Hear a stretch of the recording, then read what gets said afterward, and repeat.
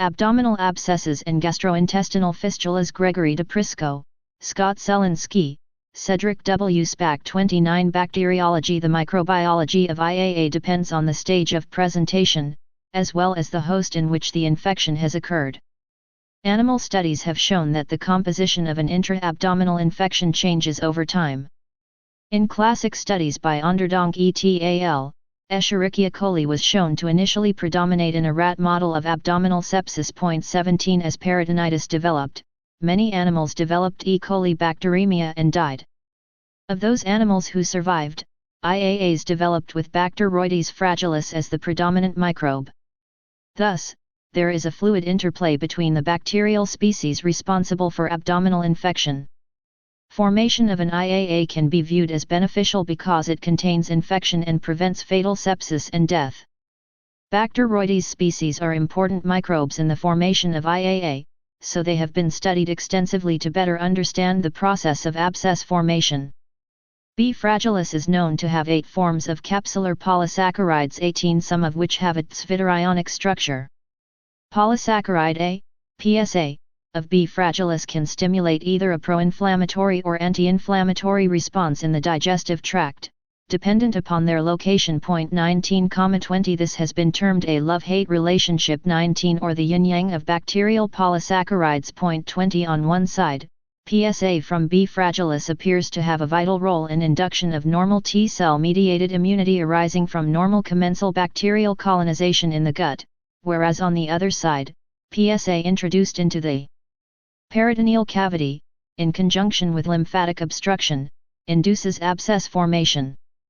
The effect of PSA on abscess formation is through regulation of the T helper 17 cells, which are needed for secretion of interleukin, IL-17 and abscess formation. 21 as well as forkhead box, FOX, transcription factor regulatory T cells and CD4 plus CD4-5 cells, both of which secrete IL-10, which promotes abscess formation. 22,23 Interestingly, another source of IL-10 has been shown to be peritoneal macrophages, also vital to abscess formation. 23 Recent research suggests the direct binding of B. fragilis to fibrinogen and the activity of fibrinogenolytic proteases may circumvent abscess formation, giving rise to bacteremia and potentially sepsis.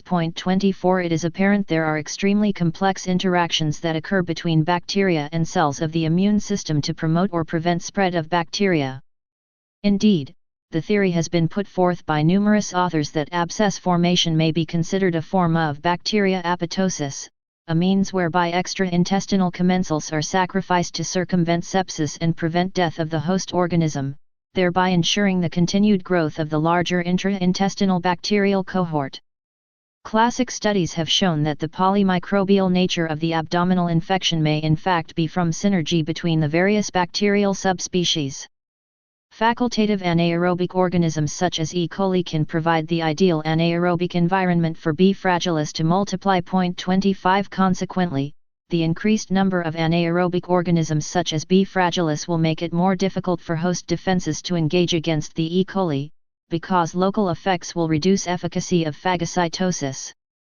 The bacteria associated with intra-abdominal infections and abscesses in ICU patients subjected to broad-spectrum antimicrobial selection pressure are different from those in patients with abscesses due to secondary bacterial peritonitis. 26 The organisms that cause tertiary peritonitis are no longer dominated by E. coli and B. fragilis. Rather, nosocomial infections with resistant gram-negative organisms, Enterococcus species, and or yeast are more common. 27,28 A microbiological analysis of abscesses in severely ill patients, acute physiology and chronic health evaluation 2 score greater than 15, revealed that 38% had monomicrobial infections. The most common organisms were Candida, 41%, Enterococcus, 31%, and Enterobacter, 21%, species and Staphylococcus epidermidis, 21%, E. coli and Bacteroides species accounted for only 17% and 7%, respectively. 29 Diagnosis The classic presentation of IAA is abdominal pain, fever, shaking chills, and palpable abdominal mass, but this tetrad of symptoms is not commonly seen in practice. The presence of additional symptoms and signs may be observed, depending on the location of the abscess. Subphrenic abscesses may cause pleurisy, lesser sac or perigastric abscesses may result in nausea and early satiety. Interloop abscesses may present with ileus or obstructive symptoms and signs including vomiting and distension. Pelvic abscesses may cause tenesmus or rectal urgency. In older adults and patients with underlying comorbidities, the signs and symptoms of IAA may be more varied and subtle, mandating a high clinical suspicion. 30 Imaging is at the forefront of IAA diagnosis, be it in the patient presenting to the emergency department or in the hospitalized patient experiencing a clinical downturn. CT is the gold standard for the diagnosis of IAA. Detection of abscess is optimized following oral and intravenous contrast. The classic CT appearance of IAA is a rim-enhancing fluid collection containing gas. 31 Multi-detector CT with helical acquisition allows for rapid scanning and affords creation of coronal and sagittal images that optimally characterize complex appearing and insinuating collections. Fig 29.1.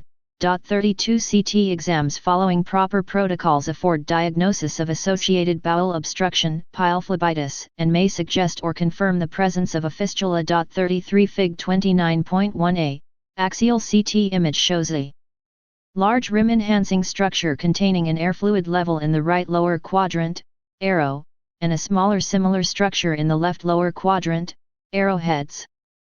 B. Coronal image in the same patient shows that the two collections constitute a single large C-shaped collection that crosses the midline in the low pelvis, arrowheads, and demonstrates thrombosis of the superior mesenteric vein, arrow, one of the potential complications of abscess. AB Chapter 29 Abdominal abscesses and gastrointestinal fistulas 413-29 Despite the sensitivity of CT for detecting intraperitoneal collections, the a priori correct diagnosis of infection in an intra-abdominal collection has been reported recently to be 83%, with a specificity of only 39%. 34 Detection of extraluminal gas remains the most specific indicator of infection using CT but is observed in fewer than 40% of patients. 35 Presence of a fluid collection with attenuation greater than 20 Hounsfield units is also predictive of an abscess. 34 Hematomas, seromas, pseudocysts, and necrotic tumors may all confound diagnostic accuracy of CT for IAA.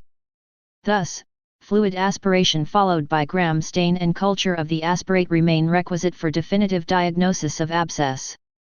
An important pitfall in detection of IAA is confusing fluid-filled bowel loops for an abscess. This diagnostic dilemma is best prevented by administration of oral contrast 90 minutes, or more, before the CT. Occasionally, despite oral contrast administration, slow bowel transit time will leave some bowel pacified.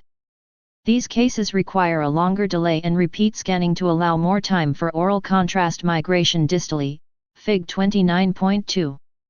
Importantly, there is a growing trend in emergency departments to perform abdominal CT without oral contrast to increase patient throughput. 36-37 As a result, some patients presenting to the emergency department may need oral contrast administration and repeat scanning to confirm a questioned diagnosis of abscess.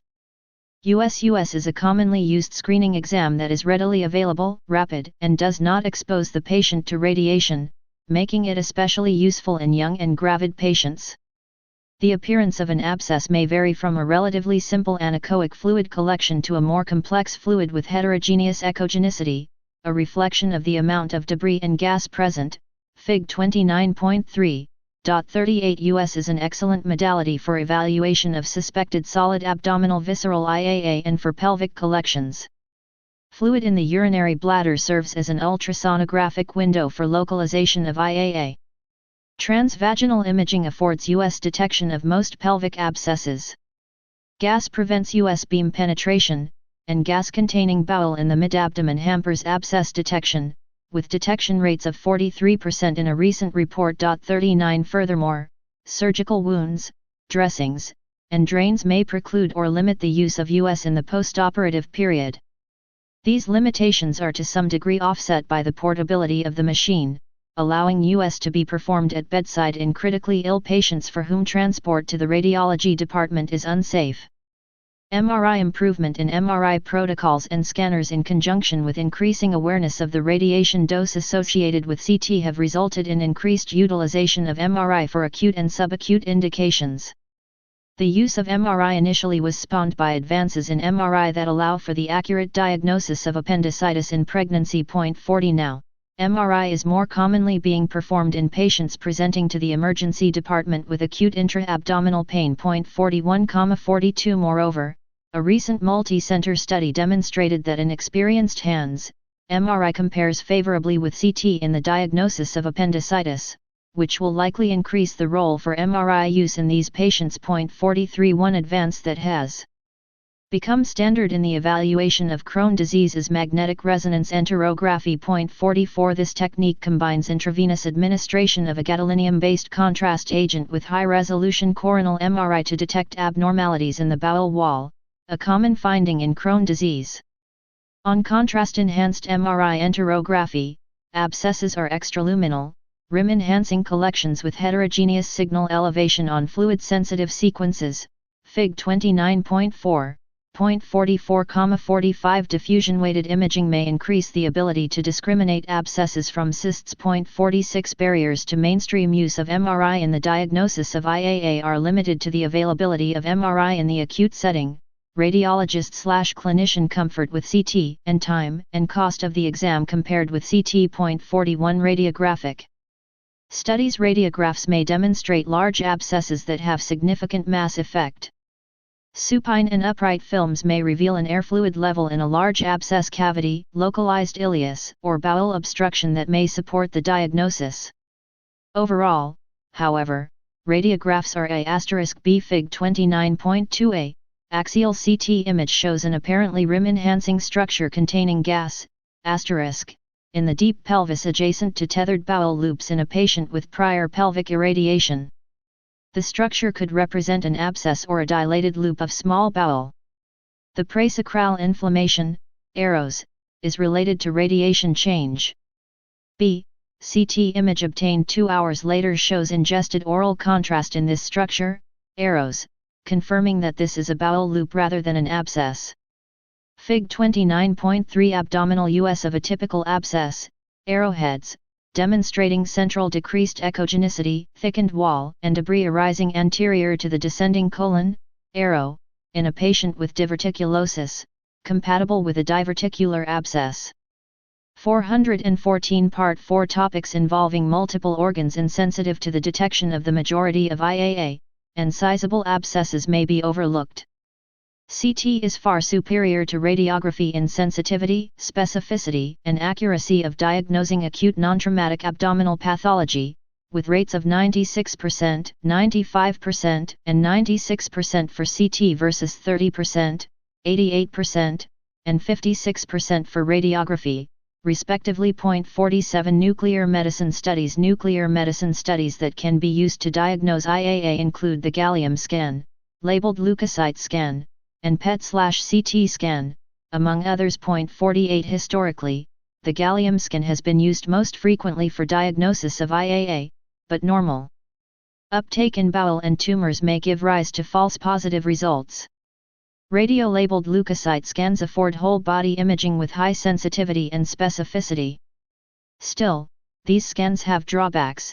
They are not readily available owing to the time required for synthesis of the radiolabel, and they typically require 18 and possibly up to 72 hours to perform. 49 Furthermore, upper quadrant abscess detection may be confounded by tracer uptake, both in the liver and spleen, which may require addition of a sulfur colloid scan to distinguish physiologic uptake from infection. 50 PET/CT scans have great potential for an important role in diagnosis of IAA.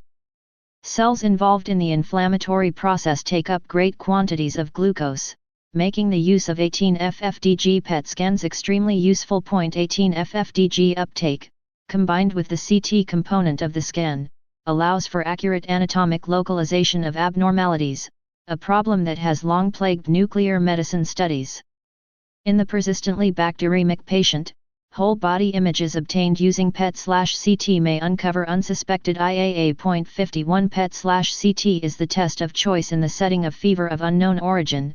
It can detect infectious, inflammatory, and neoplastic sources for fever. 52 The greatest disadvantage of PET/CT and gallium scanning is their inability to differentiate between sterile inflammation and infection. 48 Although CT will remain the first-line test of choice for IAA in the foreseeable future, PET/CT scans and other nuclear medicine studies can be of utility in diagnosing challenging cases. Management stabilization. Initial management entails fluid and electrolyte resuscitation and support of vital organ function, especially important if there is presentation with sepsis. Fluid resuscitation in septic shock entails aggressive crystalloid infusion per the Surviving Sepsis Campaign. 33,53 Antibiotic therapy. Empirical therapy should be started once the presumptive diagnosis of IAA is made, optimally after obtaining blood cultures. Although an important component of early management, antibiotics may not be fully effective prior to drainage of an abscess, owing to inability to penetrate the area of infection. This is due to both host factors, e.g., tissue necrosis, an acidic environment, lack of adequate perfusion, and pathogenic factors, e.g., high colony count, slow growth rate of bacteria and their byproducts. Such factors can present specific obstacles for certain antibiotics. As examples, beta-lactams are less effective in dense bacterial populations, and aminoglycosides have reduced activity at a lower pH. Initial choice of antibiotics should be based on the clinical scenario of each individual patient. In IAA associated with secondary peritonitis, antibiotics should target usual bowel flora such as E. coli and other coliforms, including B. fragilis. These cases are usually less complicated and do not have extra-intestinal manifestations like bacteremia. Unfortunately, there are no randomized controlled trials showing that one agent is superior to another. Multiple non-inferiority trials have been published, however, providing a variety of options. Box 29.3.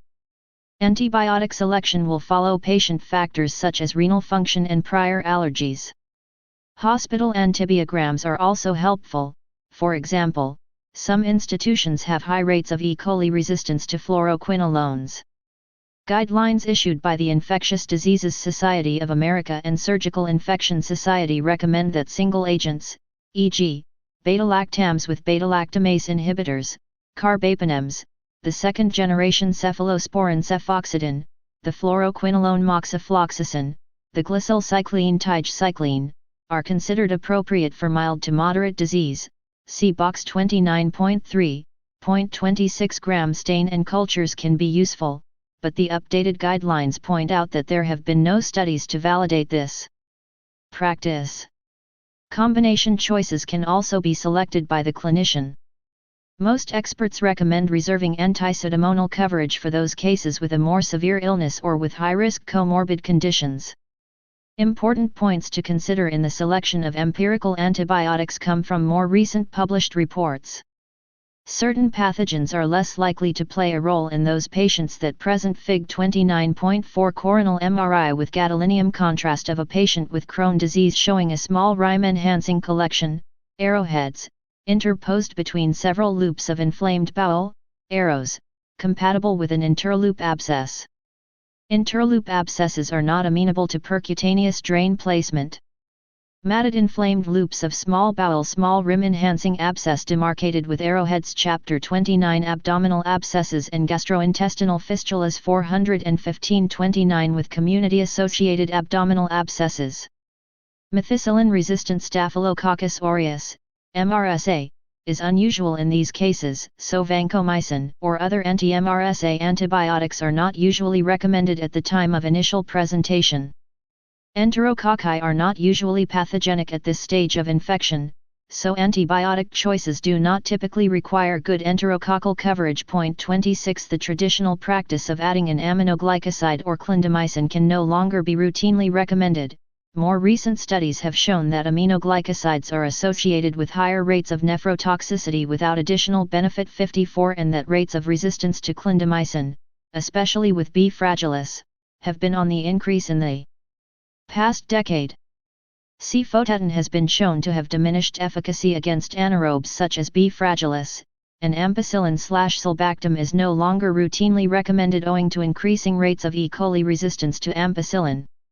IAA associated with tertiary peritonitis includes those cases at later or more aggressive stages of abdominal infection as well as healthcare-associated infections with more resistant nosocomial pathogens, see Chapter 39. Empirical choices in these patients will have to provide broader coverage, considering the possibility of Pseudomonas aeruginosa, Enterococci, MRSA, drug-resistant gram-negative bacilli, and even Candida species.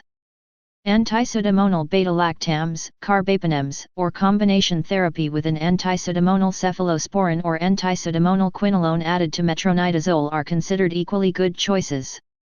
Of the beta-lactams, piperacillin/tazobactam is the most widely used.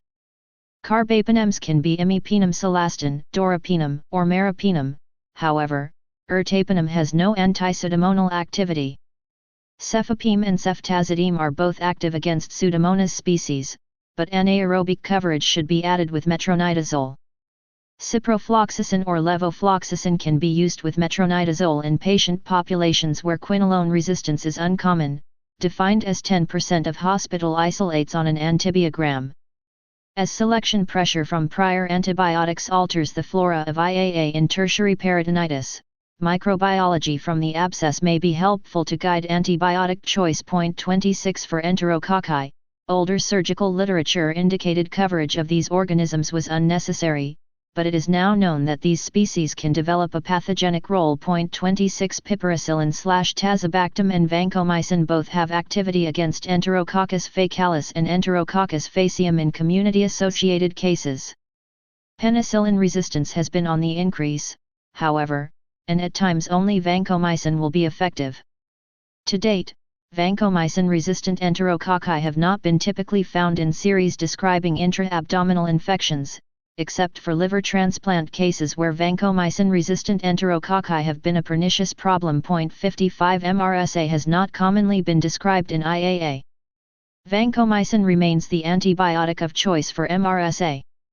The FDA has granted approval to linezolid and tigecycline against MRSA infections of the abdomen, but there are few published clinical trials, so most experts do not routinely recommend their use at the onset. Nosocomial drug-resistant, gram-negative bacilli are becoming an obstacle in the management of complicated abdominal infections. In patients with prior infections and extensive antibiotic exposure, multi-drug-resistant organisms can be found in their abscess cultures. Most notable have been the extended-spectrum beta-lactamase producers, ESBLs, seen with E. coli, as well as other Enterobacteriaceae that are usually only sensitive to carbapenems, hence, no oral agents are available, and more recently, the Klebsiella-producing carbapenems, KPC, which are even resistant to the carbapenems and present few antimicrobial options to the clinician except perhaps for the use of tigecycline, aminoglycosides, or novel carbapenems inhibitor-based antibiotics such as ceftazidime/avibactam. Additional newer combination antibiotic formulations are coming to the market, but clinical data are presently lacking. Lastly, Candida species can play a role in these most advanced cases of IAA. Traditionally fluconazole had been the drug of choice, but in some centers, non-albicans Candida species resistant to fluconazole are on the rise, making echinocandins such as micafungin or caspofungin the preferred agents. Amphotericin is no longer recommended in fungal IAA except for the most unusual circumstances. Once culture results are available, the empirical antibiotic chosen should be adjusted to tailor therapy. This is common practice, but, curiously, little evidence supports this from the perspective of patient outcome. Antimicrobial stewardship is experiencing a renaissance at most medical centers, so this will likely continue to be a practice in evolution. Importantly, several studies have shown that inadequate antibiotic choices have been associated with worse patient outcomes. 56 In some cases, the patient may develop further signs of infection with fever, abdominal complaints, or leukocytosis. These patients should undergo repeat abdominal imaging to confirm adequate source control, discussed next. Superinfection may occur and could mandate additional cultures to guide changes in antimicrobial therapy. Antibiotics should be given at the time of diagnosis of the IAA and are often continued until the patient is clinically better, usually for 5 to 7 days. In the Stop It trial, patients with complicated abdominal infection were treated with source control plus antibiotics for either 2 days after resolution of the pathophysiologic abnormalities related to abdominal infection, maximum 10 days of therapy, or for 4 plus or minus 1 days, with no significant differences in outcomes. 57 Risk of relapse after therapy is higher in patients with persistent leukocytosis following therapy, 37%, and higher still in box 29.3 antibiotic choices in the treatment of intra-abdominal infections. Second-generation cephalosporin cefoxidin * third and fourth-generation cephalosporins ceftriaxone * ceftazidime cefepime carbapenems imipenem celastidin meropenem ertapenem * combination antibiotics with broad-spectrum activity for drug-resistant pathogens piperacillin / tazobactam ceftalazone / tazobactam ceftazidime / avibactam meropenem / vaborbactam imipenem celastidin / relebactam tetracycline derivatives cycline * iravicycline * omadacycline * fluoroquinolones ciprofloxacin levofloxacin moxifloxacin * provides no coverage for Pseudomonas spp. Admetronidazole 4 or PO for anaerobic activity.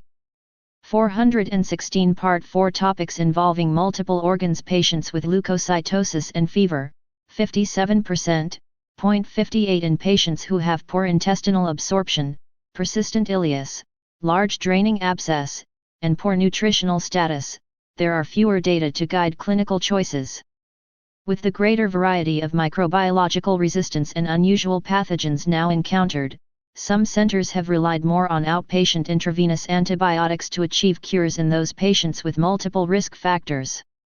Source control and drainage. Percutaneous abscess drainage. Percutaneous abscess drainage, PAD, has become the standard of care for abscesses amenable to this technique. 59,60 Because the efficacy of PAD compared with surgical drainage has been well established. 61 The majority of cases of IAA, 85% to 90%, are amenable to PAD. 59,62 Contraindications to PAD include lack of a safe drainage route, uncontrollable coagulopathy, generalized peritonitis, and / or bowel perforations associated with large uncontained air or ascites. 62,63 For patients with peritonitis in whom surgery is not possible, PAD placement may be performed selectively. Ill-defined or phlegmonous collections are not appropriate for PAD. Small collections, usually less than 3 cm in diameter, are typically treated with percutaneous aspiration without drain placement, although no trial has validated this practice. 61,64 Advances in interventional techniques have expanded the role of PAD to include IAA in locations previously considered unreachable percutaneously. 62,65, e.g., installation of sterile saline into the retroperitoneal space may allow drainage of IAA adjacent to the stomach, duodenum, colon 65.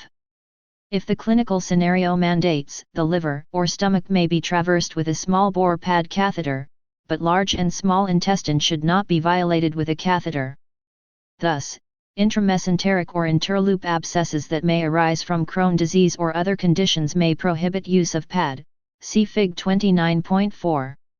Studies indicate that patients who have IAA from complicated Crohn's disease have fewer postoperative intra-abdominal septic complications and a lower rate of stoma creation if PAD is performed prior to surgery. 66,67 In patients with Crohn's disease and interloop abscess, it may be technically feasible to traverse small bowel with a small gauge needle to aspirate the interloop abscess without PAD placement, but no studies have validated this practice. 62,64 Patients with numerous separate IAAs are better served with surgery than PAD, Fig 29.5.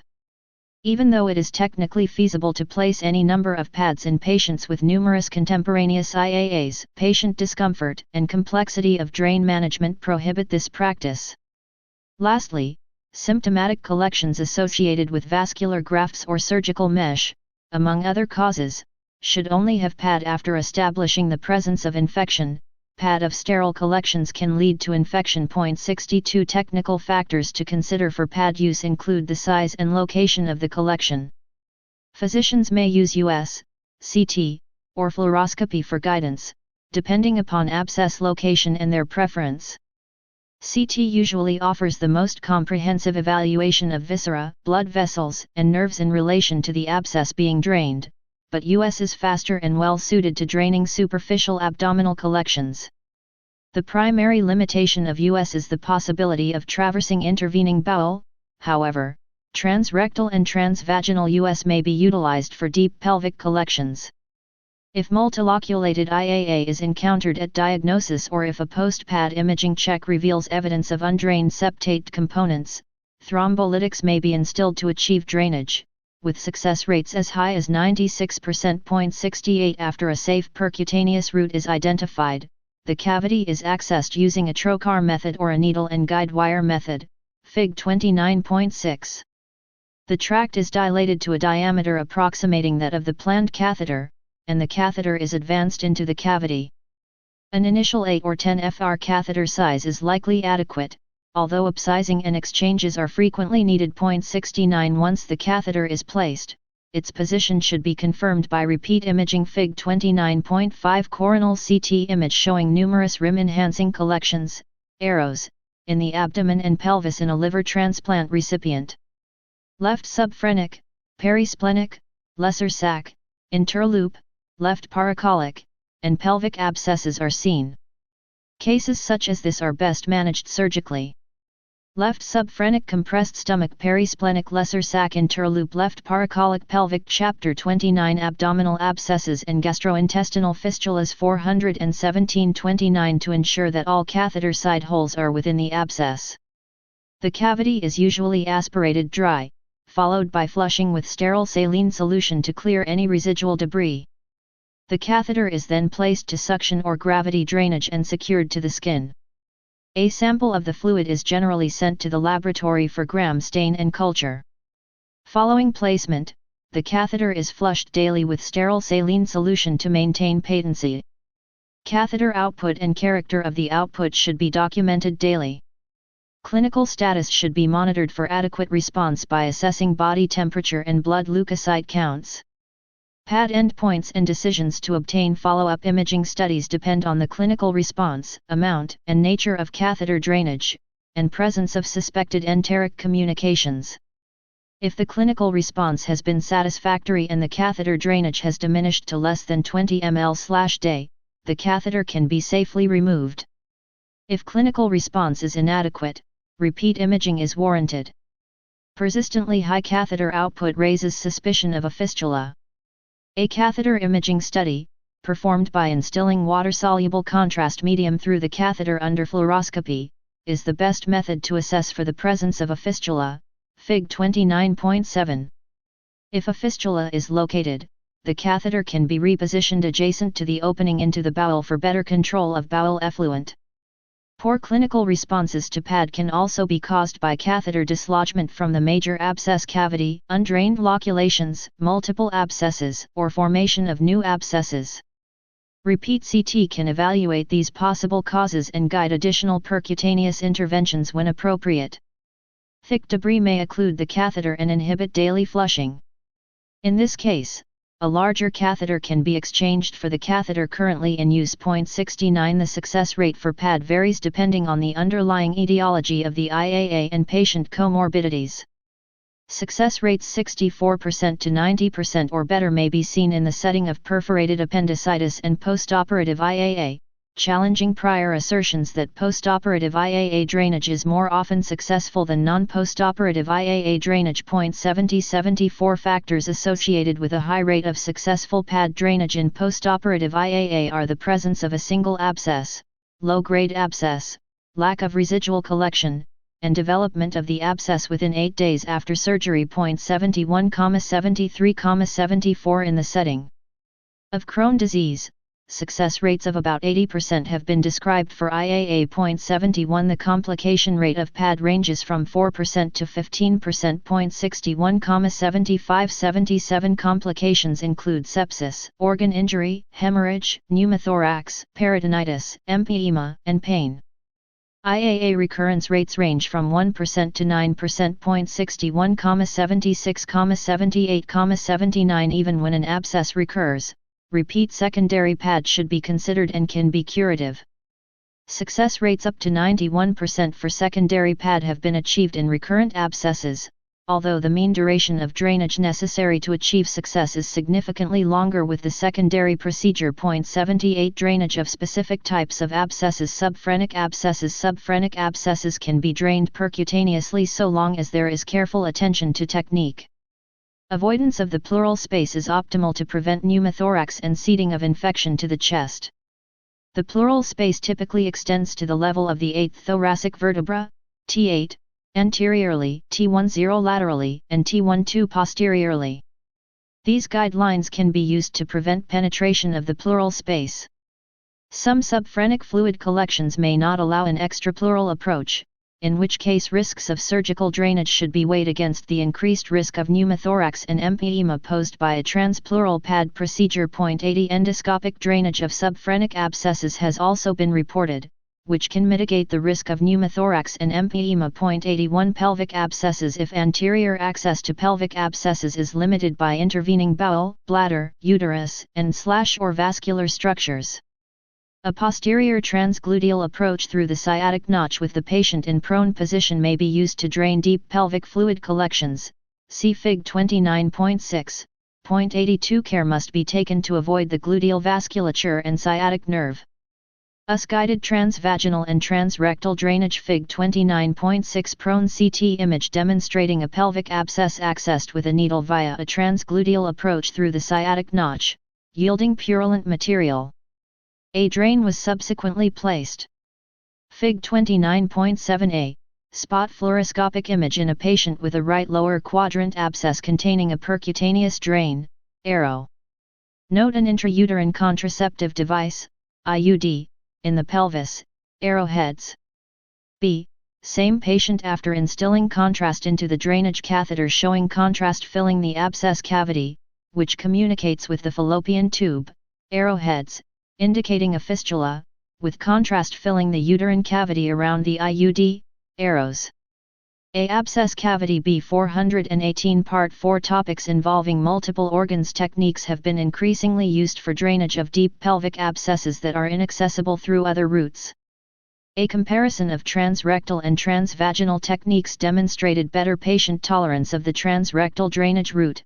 Pain is more severe with transvaginal drainage. 83 Appendiceal abscesses. Periappendiceal abscesses can often be suggested by the appearance of the initial CT, see Chapter 120. PAD has been increasingly accepted as the initial management of sepsis associated with a periappendiceal abscess, allowing the surgeon to perform a subsequent appendectomy, often laparoscopic, on an elective basis. 84,85 Studies show that the presence of a poorly defined collection or collections associated with an extraluminal appendicolith is predictive of clinical failure with PAD. Fig 29.8. 0.70 For a low-grade abscess, defined as periappendiceal phlegmon or abscess smaller than 3 cm, CT guidance and a transgluteal approach are factors associated with successful resolution. 73 Peridiverticular abscesses. Percutaneous drainage of peridiverticular abscesses has been an increasingly accepted procedure, see Chapter 121. In patients with diverticular abscess who ultimately require colon surgery, drainage can allow initial control of symptoms and obviate a diverting colostomy by allowing a one-stage rather than a two-stage procedure. See Fig 29.3. 86 Endoscopic management spawned by success with managing pancreatic pseudocysts and pancreatic abscesses. See Chapters 58, 59, and 61, and paralleling technical improvements in EUS.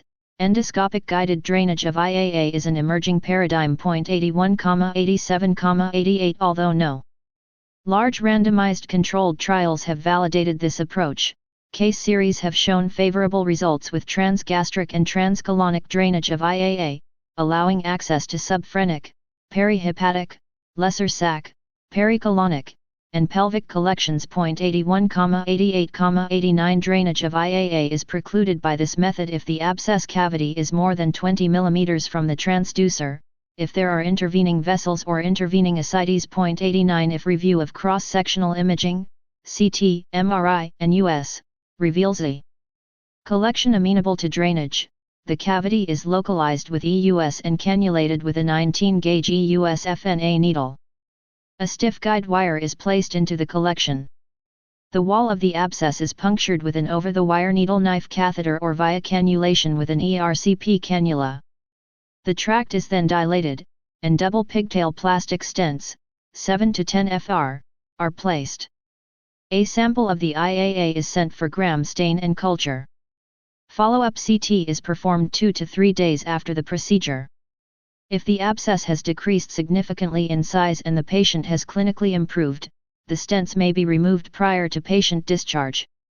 If a sizable collection persists, the stents are left in place and a repeat CT is performed in 6 to 8 weeks.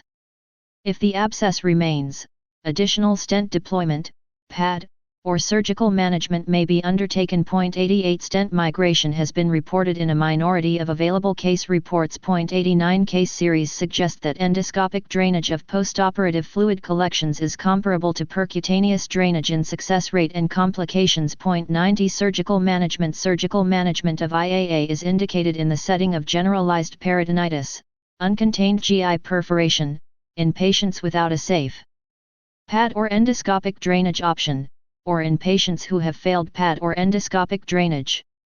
Prime examples of the need for surgical management still include intramesenteric or interloop abscess and numerous separate abscesses, see Fig 29.5. Patients who have failed PAD management owing to the presence of a continued source of infection require surgery for removal of the contaminant, e.g., extraluminal appendicoliths, dropped gallstones, large debris. 70, 91 Patients with complex abdominal trauma, abdominal septic shock, abdominal hemorrhagic shock, or abdominal compartment syndrome are increasingly managed with damage control laparotomy, DCL, giving rise to laparostomy or open abdomen, OA. 92 A technique whereby the fascia and skin are intentionally left open at the initial surgery, with a plan for definitive closure at a later time. DCL affords brief therapy for acute abdominal issues, with the aim of precluding complications associated with coagulopathy, acidosis, and hypothermia that arise in these patients. Treatment failure or overwhelming infection at the time of the initial DCL can cause patients with abdominal septic shock and secondary peritonitis to progress to tertiary peritonitis, with the need for multiple debridements and washouts. IAA in this subset of patients presents special challenges, chief among them antibiotic selection to cover nosocomial infection, as detailed earlier. Development of IAA and enteric fistula in these patients is associated with failure to achieve fascia closure and contributes to the high mortality rate associated with OA, usually over 20%. 92 Negative pressure devices like the vacuum-assisted closure, VAC, device remain a cornerstone in OA management, but techniques to increase closure rates of the OA are under continual investigation and include such novel solutions as injection of botulinum toxin into abdominal wall musculature to permit closure. Outcomes after treatment of IAA are dependent on many factors. Mortality rates range from less than 5% for simple secondary bacterial peritonitis to 65% or higher for complicated tertiary peritonitis. 27, 28, 93, 95 Simple abscesses associated with perforated appendicitis that responds to surgical drainage and antibiotics have a low mortality rate. Higher mortality rates occur in older patients, men, those who have complex abscesses, high acute physiology and chronic health evaluation 2 and multiple organ dysfunction scores, or in patients who experience a therapeutic delay or who use glucocorticoids or are otherwise immunosuppressed. 1, 96 Other risk factors for high mortality include multiple reoperations to control intra-abdominal sepsis, malnutrition, poor physiologic reserve, high New York Heart Association class, and multiple organ dysfunction syndrome. It has been suggested that continued intra-abdominal infection is another manifestation of organ failure and not a CAUSE97, that is, patients die with infection, not of infection. Aggressive surgical, antibiotic, and supportive care is needed in this group of patients, and they may benefit from defined clinical pathways that minimize variability in practice. 98 Fig 29.8 Axial CT demonstrating a right lower quadrant abscess, closed arrow, with an appendicolith, open arrow. Such extraluminal appendicoliths may predict clinical failure with percutaneous drainage.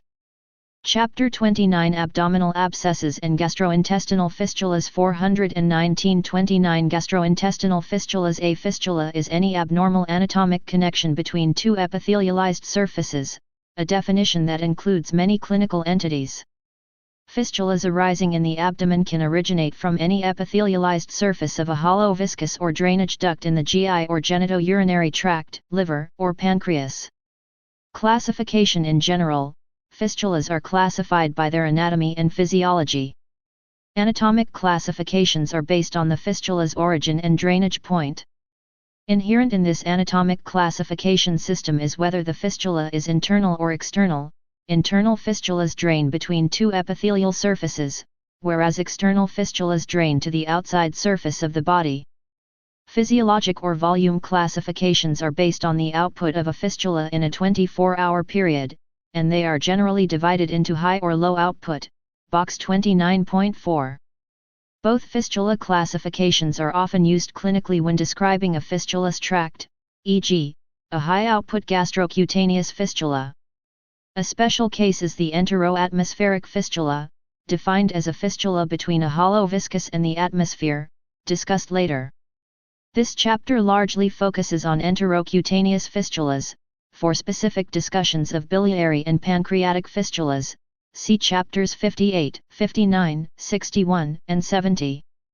Pathophysiology. GI fistulas can occur spontaneously or following medical procedures. Spontaneous fistulas account for 15% to 25% of fistulas and arise in association with inflammatory/infectious processes, cancer, and radiation treatment. 99107 Inflammatory processes contributing to spontaneous fistula formation include colonic diverticulitis, IBD, IAA, PUD, and appendicitis. These fistulas can be internal or external, and depending on the special circumstances, they can have different rates of spontaneous closure. The remaining 75% to 85% of fistulas are due to surgical or other procedures. 108-113. Most of these are postoperative and represent anastomotic disruptions or missed injuries to the bowel. Risk factors for postoperative fistula formation include malnutrition, sepsis, shock, hypotension, or need for vasopressor therapy, glucocorticoid therapy, associated comorbidities, and technical difficulties with a surgical anastomosis. 114 Determining the cause of fistula formation is important because it often influences therapy. Fistulas that arise in the setting of IBD may respond to anti-inflammatory therapy, whereas those due to direct involvement from malignancy are unlikely to close spontaneously and often require surgical intervention. Postoperative low-output fistulas arising from a partial anastomotic dehiscence frequently close with conservative management. Conditions associated with failure of spontaneous fistula closure are listed in box 29.5. Diagnosis. Accurately diagnosing fistulas largely depends on anatomic considerations. An external enterocutaneous fistula is often diagnosed based on visual confirmation of external enteric drainage. Suspicious wound drainage can be tested for elevated levels of bilirubin and amylase to confirm that the fluid is enteric in origin. Another simple test to confirm the presence of an external fistula is to give the patient oral activated charcoal. If the drainage contains charcoal, then an enteric fistula is confirmed. The passage of ingested poppy seeds in urine may confirm the presence of an enterourinary fistula. Fistulas with external drainage are often more obvious than internal fistulas, which may be more difficult to diagnose. This would be the case, for example, in a cholecystoduodenal fistula, which may not manifest unless a gallstone ileus develops, see chapter 65. In a colovesical fistula, the presenting signs are often urinary tract infection, fecal urea, and pneumaturia.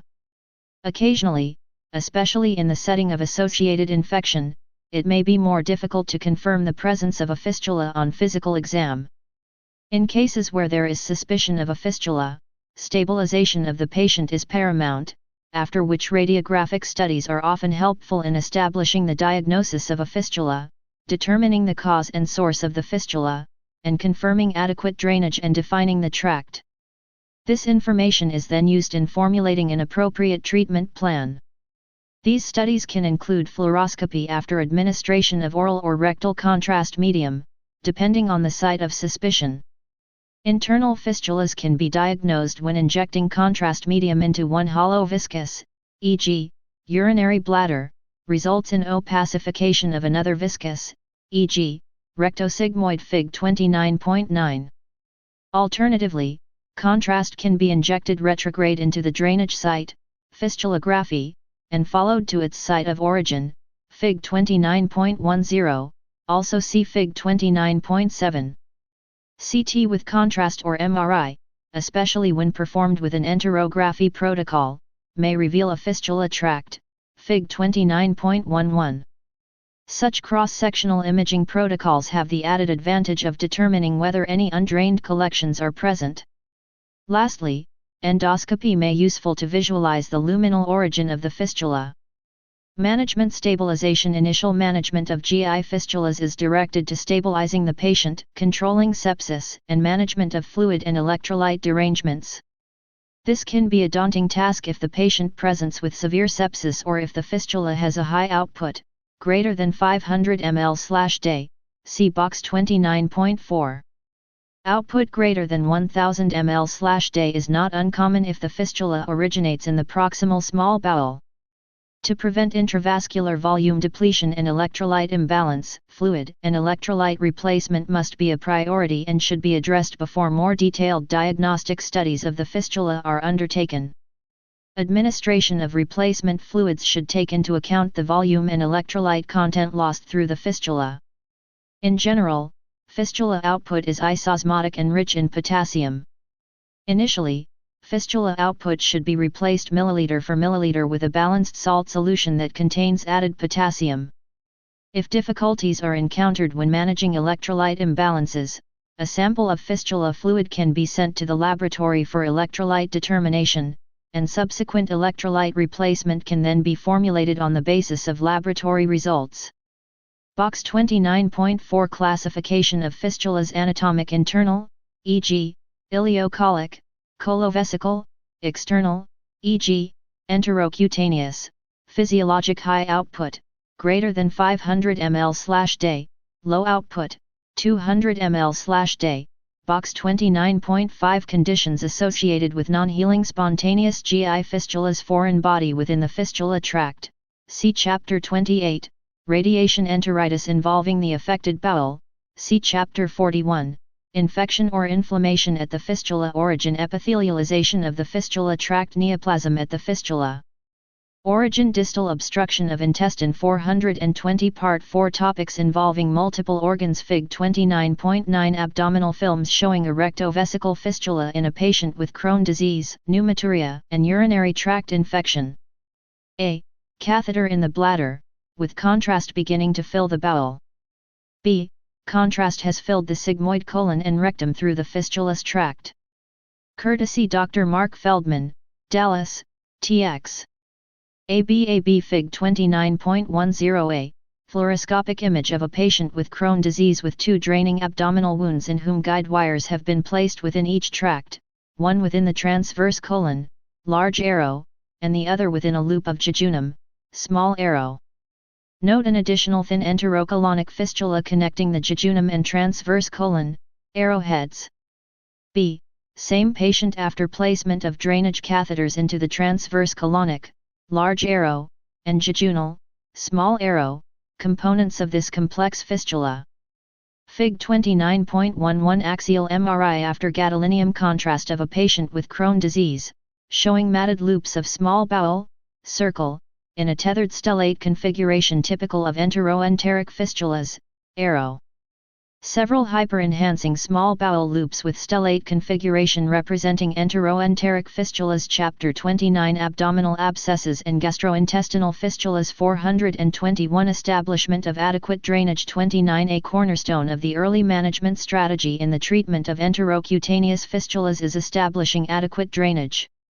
This issue requires immediate attention because if drainage is not facilitated, pooling of fistula contents within the abdominal cavity can lead to infection, abscess formation, and sepsis. Minor surgical maneuvers, such as opening a recent surgical incision to allow adequate drainage, are often required. Placement of percutaneous catheters may be needed to drain collections and control the fistula effluent. Some patients present with diffuse peritonitis that cannot be managed with percutaneous drainage alone. In these situations, patients may require abdominal exploration and washout. Definitive repair of such fistulas at the time of operation for peritonitis is rarely successful. In these circumstances, the goal of surgery is to remove contamination and establish drainage, often with placement of drains during surgery. Diverting enterostomies and surgical feeding tubes are placed when appropriate. 115 Once ongoing peritoneal contamination is resolved and external drainage is established, the effluent from the fistula must be controlled. Because most enterocutaneous fistulas occur postoperatively, some ingenuity may be required when trying to protect the skin from the caustic effects of the fistula output. Most acute postoperative enterocutaneous fistulas decompress through the surgical incision. Because the incision shows signs of infection and drainage, it must be opened. A reopened incision that is draining intestinal contents is not amenable to simple placement of an ostomy bag to collect the drainage.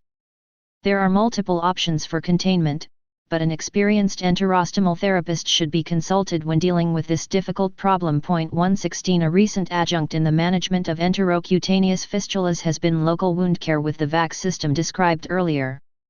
The VAC device has simplified management of these difficult wounds, because control of the effluent and the open wound can be managed simultaneously. 108, 117, 119 With the increasing popularity of DCL and OA, enteroatmospheric fistulas have become more common. 120, 122 These exposed fistulas are often very difficult to manage and give rise to drainage challenges. Many inventive strategies have been used to care for these complex fistulas. 123, 126 Nutritional support. Well-nourished patients without infectious complications are more likely to experience spontaneous fistula closure and are at lower risk for operative complications if surgical repair is required. 103, 127, 130 Thus, nutritional evaluation and support must be aggressively pursued. See chapters 5 and 6. The causes of malnutrition in the patient with a GI fistula are multifactorial, including underlying disease states, lack of protein intake, protein losses through the fistula, and underlying sepsis with hypercatabolism. 114 Soon after diagnosis of a GI fistula, aggressive caloric support must be given. Once the anatomic origin of the fistula is determined, the route of feeding is considered. TPN seems to be the natural first choice for a patient with an enterocutaneous fistula, but not all patients must be placed on TPN. In a study of 335 patients with external fistulas, 85% were managed solely with enteral feedings. 131 In a subgroup of patients with uncomplicated fistulas in this study, 50% healed spontaneously with this mode of nutritional therapy alone. In another study, initiation of enteral feeding within 2 weeks of admission in patients with GI fistulas complicated with severe sepsis resulted in more rapid abdominal wound closure and decreased mortality compared with later initiation. 132 Enteral feeding enhances mucosal proliferation and villus growth through direct and indirect mechanisms. Nutrients in contact with the bowel mucosa provide direct stimulation to the enterocyte, and feedings high in glutamine may be particularly beneficial because glutamine is the main source of energy for the enterocyte. 133 Furthermore, nutrients within the gut lumen cause the release of gut-derived hormones that have an indirect trophic effect on the intestinal mucosa, see Chapter 4. TPN, in contrast, has been shown to lead to gut mucosal atrophy. This may in part be because standard TPN solutions do not contain glutamine, which crystallizes out of solution.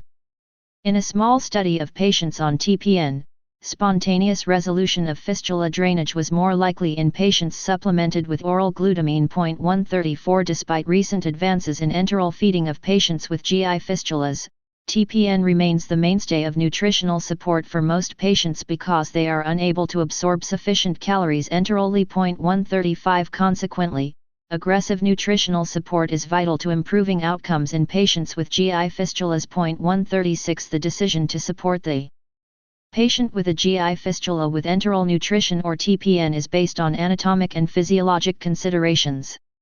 In most patients, a trial of enteral feeding should be initiated after stabilization. Often, fistula output is not increased significantly despite feeding. If the output does increase significantly, decreasing or stopping enteral feeding should be considered. If the fistula is in the proximal intestine and distal access to the intestine has been established, as in many postoperative fistulas in which a feeding jejunostomy has been placed at the time of surgery, enteral feeding into the distal bowel should be started. Along with the commencement of enteral feeding, infusion of the proximal fistula drainage into the distal bowel has been shown to make fluid and electrolyte management easier, as well as decrease the output of the proximal fistula. 106,137 In addition, fistula clysis, or tube feeding directly into the efferent limb of a fistula has been shown to be effective in selected patients. 138 It is not mandatory to provide full nutritional support via the enteral route to obtain the benefits of enteral feeding. Protein and caloric requirements can be supplemented by TPN. Medical therapy somatostatin analogues such as octreotide or lanreotide may be adjunctive to TPN in the management of the patient with a GI fistula. Octreotide has been shown to decrease fistula output by several mechanisms. First, it inhibits the release of gastrin, cholecystokinin, secretin, and many other GI hormones. This inhibition decreases secretion of electrolytes, water, and pancreatic enzymes into the intestine, subsequently decreasing intestinal volume. Second, octreotide relaxes intestinal smooth muscle, thereby allowing for a greater intestinal capacity. Third, octreotide increases intestinal water and electrolyte absorption. 139 Meta-analyses of the randomized studies evaluating somatostatin analogues in the treatment of enterocutaneous fistulas show an increased closure rate, with decreased fistula output, time to closure, and hospital stay, without an effect on mortality. 140,141 Octreotide results in an increased fistula closure rate by converting a high-output fistula to a low-output fistula. 142 We advocate a time-limited trial to evaluate whether addition of octreotide reduces fistula output. If the output does not decrease within 72 hours of initiation of treatment, octreotide should be discontinued. Management of Crohn's disease. Historically, conservative management of fistulas associated with Crohn's disease had been uniformly unrewarding because most abdominal and perianal fistulas required surgical correction. The observation that TNF-alpha production in the intestinal mucosa is 422 Part 4 Topics involving multiple organs increased in patients with Crohn's disease. 143 has led to development of chimeric monoclonal antibodies against TNF-alpha, infliximab, as well as other anti-inflammatory monoclonal antibodies, ustekinumab and vitalizumab, for the treatment of Crohn's disease, see Chapter 116.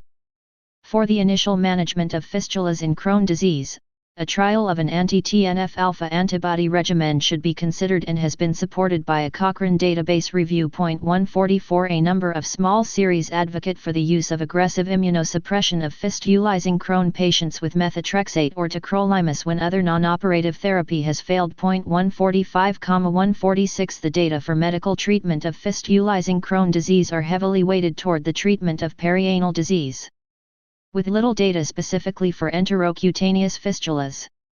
Meta-analysis suggests variable quality evidence for the role of TNF antagonists, mesenchymal stem cell therapy, immunosuppressive agents, and therapy with TNF antagonists in combination with antibiotics in the treatment of fistulizing Crohn disease. 147,148 In the setting of failed medical management, surgical intervention should be pursued.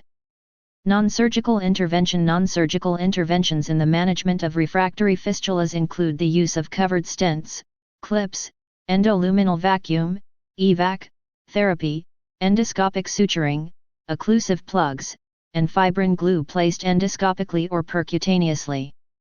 Although reports are limited to case series at this time, a variety of non-surgical techniques, including fistuloscopy, fluoroscopy, and endoscopy, have been reported. 149-152 Success with endoscopic clipping of the internal fistula opening has also been seen, and over the scope, clips now available may allow for endoscopic closure of larger defects. 153-158 EVAC therapy is very promising in the management of upper and lower GI fistulas and leaks. It has theoretical advantages over other techniques, with improved drainage of infection and enteric effluents through the negative pressure suction applied. This additionally can improve blood flow to the healing defect. This technique involves endoscopic evaluation of the luminal defect, irrigation and aspiration of any associated abscess cavity or fistulous tract, followed by insertion of an open-pore polyurethane sponge cut to the appropriate size and attached to the end of a nasogastric tube. There is currently no available commercial EVAC product in the US. Once the sponge is in place, it is placed to continuous negative pressure of 100 to 125 mm Hg. Sponge changes are performed every 3 to 5 days until closure of the cavity and defect. Data from case series are quite encouraging. 159-162 Endoscopic and non-operative techniques may serve as a useful adjunct for fistulas refractory to conservative management or increasingly as frontline treatment options. Initial attempts of non-surgical interventions do not preclude surgery and may spare some patients having to undergo highly morbid procedures. Surgical intervention. Surgical therapy remains the mainstay of management of enterocutaneous fistula, in which conservative and endoscopic management has failed in the resolution of fistulous output. 103-106 Indications for early surgery include inability to control the fistula without surgical drainage, sepsis, abscess formation, intestinal obstruction distal to the fistula, and bleeding. Early surgical intervention often involves temporizing measures to eliminate the source of sepsis and establish fistula control, such as washout and drainage and/or stoma formation. More complex fistulas may require surgery to remove mesh or other foreign bodies before spontaneous closure can occur or definitive surgery is undertaken. The goal of surgical therapy is to resolve infection and restore intestinal continuity, usually requiring resection. 163 Attempts at direct fistula closure are rarely successful and generally should be avoided. Minimally invasive surgery is an option in selected patients. 149-164 There are no firm data to dictate the timing of a definitive operation, but timing of surgery should take into account the clinical scenario for the case at hand. In the case of the postoperative enterocutaneous fistula, further surgery should occur either in the favorable window period, 7 to 12 days after laparotomy, or deferred at least 6 weeks thereafter to allow improvement of intra-abdominal inflammation and adhesions. 165 The rationale to waiting is to avoid an operation until the severe inflammatory response in the abdomen has resolved and the associated dense vascular adhesions have diminished. If operative intervention is performed beyond the window period, it is often doomed to fail. Moreover, these patients have an increased likelihood of developing additional enterotomies. In the setting of sepsis, the general consensus in the literature is to wait at least 6 weeks after stabilization and resolution of sepsis, with many advocating for longer waiting periods. 165-166 The mainstay of surgical treatment is resection of the involved segment of bowel, with anastomosis.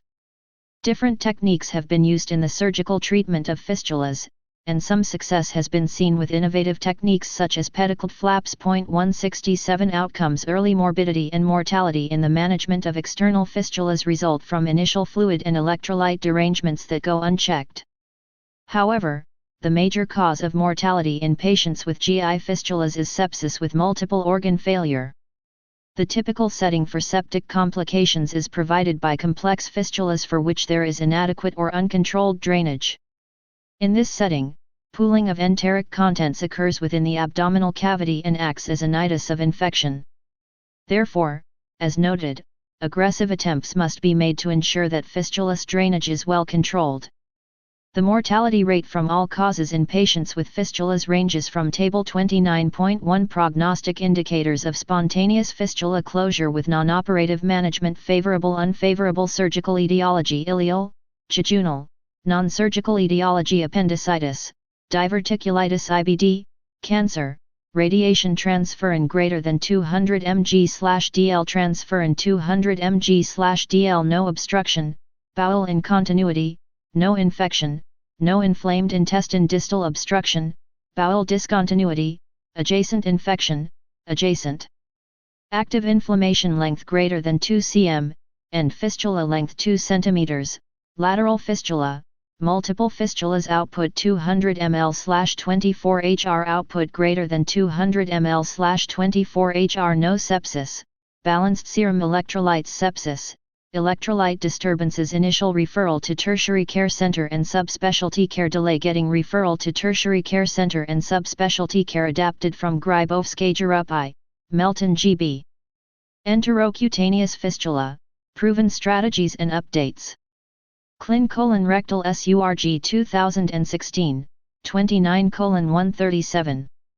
Chapter 29, Abdominal Abscesses and Gastrointestinal Fistulas, 423, 29, 10% to 30%. 100, 101, 103, 106, 108, 128, 129, 165, 168. Asterisk, higher mortality rates are seen in those with comorbidities, age older than 55, who are septic, are malnourished, have had previous radiation therapy, or have complex fistulas associated with a postoperative abdominal wall dehiscence. 109, 129, 165. Another major risk of mortality in patients with GI fistulas is severe underlying disease, most frequently cancer. Often, patients who are terminally ill secondary to malignancy forego further operative procedures. 169. Fistula recurrence after surgery has been noted in 5% to 38% of postoperative patients. Factors associated with fistula recurrence after surgery include IBD, poor nutritional status, complex fistula, delayed facial closure, mesh implantation, infection, advanced underlying disease states, and oversewing the fistula instead of resection and reanastomosis.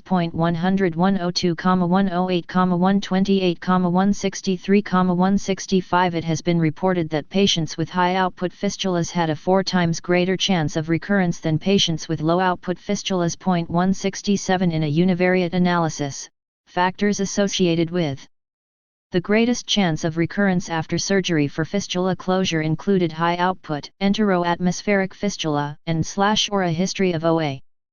The author's recommendation was to treat any recurrence as a new fistula and to follow standard treatments. 167. Beyond prevention of morbidity and mortality, the ultimate goal in fistula management is closure. Often this is accomplished spontaneously with supportive measures. The rate of spontaneous closure of fistulas varies in the literature from 15% to 71%. Of those fistulas that close spontaneously, about 90% will do so within 30 days of stabilization and control of sepsis. Important factors for resolution are control of sepsis, control of fistula output, and nutritional support. Table 29.1 lists some prognostic factors important in determining rate of spontaneous fistula closure. 170. Fistulas that ultimately require surgical closure are more often associated with high output, short tract, and ongoing sepsis. Although innovative therapy and supportive care have resulted in improving spontaneous closure rates, management of these difficult problems requires a multidisciplinary approach that includes a nutritional support service, an enterostomal therapist, a surgeon, an interventional radiologist, and a gastroenterologist. 171. An algorithm to manage GI fistulas is presented in Fig 29.12.